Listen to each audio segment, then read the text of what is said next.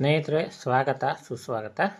ಹಸಿವಾದವಾಗ ಆಹಾರವನ್ನು ಸೇವಿಸುವಂಥದ್ದು, ನಿದ್ರೆ ಬಂದವಾಗ ನಿದ್ರೆ ಮಾಡುವಂಥದ್ದು ಪ್ರತಿಯೊಬ್ಬರೂ ಕೂಡ ಪ್ರತಿನಿತ್ಯ ಮಾಡ್ತಕ್ಕಂತಹ ಕೆಲಸ.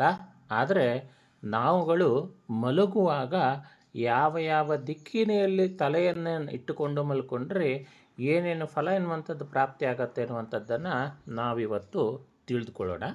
ನೋಡಿ, ದಕ್ಷಿಣದಲ್ಲಿ ತಲೆಯನ್ನು ಇಟ್ಕೊಂಡು ಮಲಗಿದರೆ ಸುಖ ಪ್ರಾಪ್ತಿ ಆಗ್ತದೆ, ಶಾಂತಿ ಪ್ರಾಪ್ತಿ ಆಗ್ತದೆ, ನಿದ್ರೆ ಎನ್ನುವಂಥದ್ದು ಚೆನ್ನಾಗಿ ಕೂಡ ಬರ್ತದೆ, ದೀರ್ಘಾಯುಷ್ಯ ಎನ್ನುವಂಥದ್ದು ಕೂಡ ಪ್ರಾಪ್ತಿ ಆಗ್ತದೆ. ಅದಕ್ಕೋಸ್ಕರವಾಗಿ ಮಲ್ಕೊಳ್ಬೇಕಾದ್ರೆ ದಕ್ಷಿಣ ದಿಕ್ಕು ಎನ್ನುವಂಥದ್ದು ತಲೆಯನ್ನಿಡಲಿಕ್ಕೆ ಪ್ರಶಸ್ತವಾದಂತಹ ದಿಕ್ಕಾಗಿದೆ.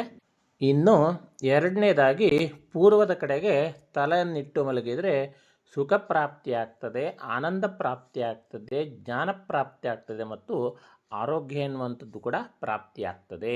ಅದಕ್ಕೋಸ್ಕರವಾಗಿ ಪೂರ್ವಕ್ಕೆ ಕೂಡ ತಲೆಯನ್ನಿಟ್ಟು ಮಲಗಬಹುದು.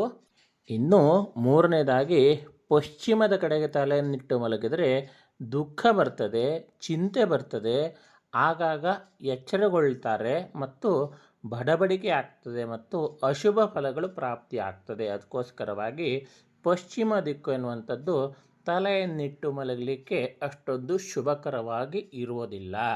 ಇನ್ನು ಉತ್ತರದ ದಿಕ್ಕಿಗೆ ತಲೆಯನ್ನಿಟ್ಟು ಮಲಗಿದರೆ ರೋಗಗಳು ಬರ್ತವೆ, ಪೀಡೆಗಳು ಬರ್ತವೆ, ದುಃಖಗಳು ಬರ್ತವೆ, ಕಷ್ಟಗಳು ಬರ್ತವೆ, ಸಿಡುಕುತನ ಎನ್ನುವಂಥದ್ದು ಬರುತ್ತೆ ಮತ್ತು ಮರಣ ಎನ್ನುವಂಥದ್ದು ಕೂಡ ಪ್ರಾಪ್ತಿಯಾಗುವಂತಹ ಸಂಭವ ಎನ್ನುವಂಥದ್ದು ಇರುತ್ತೆ. ನಿದ್ರೆ ಎನ್ನುವಂಥದ್ದು ನಾಶ ಆಗಿ ಕೆಟ್ಟ ಕನಸುಗಳು ಕೂಡ ಹೆಚ್ಚಾಗಿ ಬೀಳುವಂಥ ಸಾಧ್ಯತೆಗಳಿರ್ತವೆ.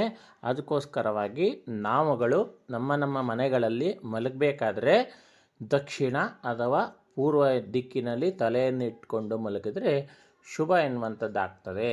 ನಮಗೆ ಸುಖ ಶಾಂತಿ ಎನ್ನುವಂಥದ್ದು ಪ್ರಾಪ್ತಿಯಾಗಬೇಕು ಅಂತಂದರೆ ದಕ್ಷಿಣ ಅಥವಾ ಪೂರ್ವದಲ್ಲಿ ತಲೆಯನ್ನಿಟ್ಟು ನಿದ್ರೆ ಎನ್ನುವಂಥದ್ದನ್ನು ಮಾಡಬೇಕು. ಸ್ನೇಹಿತರೆ, ಮಾಹಿತಿ ಇಷ್ಟ ಆದರೆ ಒಂದು ಲೈಕ್ ಮಾಡಿ, ನಿಮ್ಮವರಿಗೂ ಮಾಹಿತಿ ಎನ್ನುವಂಥದ್ದನ್ನು ತಲುಪಿಸ್ಬೇಕು ಅನ್ನೋ ಥರ ಇದ್ದರೆ ಶೇರ್ ಮಾಡಿ. ಎಲ್ಲಕ್ಕಿಂತ ಮುಖ್ಯವಾಗಿ ನಮ್ಮ ಚಾನಲ್ಗೆ ಸಬ್ಸ್ಕ್ರೈಬ್ ಮಾಡ್ಕೊಳ್ಳಿ. ಧನ್ಯವಾದ, ನಮಸ್ಕಾರ, ಮತ್ತೆ ಸಿಗ್ತೀನಿ.